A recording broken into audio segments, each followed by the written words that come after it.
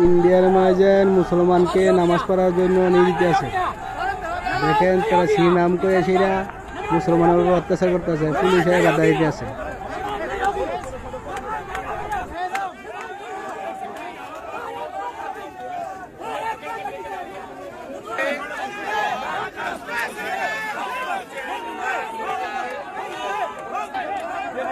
এখানে নামাজ পড়ার জন্য তারা ফিরেছে।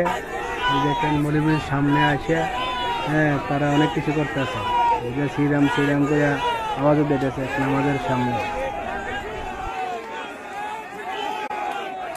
ইন্ডিয়ার হিন্দুরা দেখেন কিভাবে জুলুম করতেছে মুসলমানের উপরে।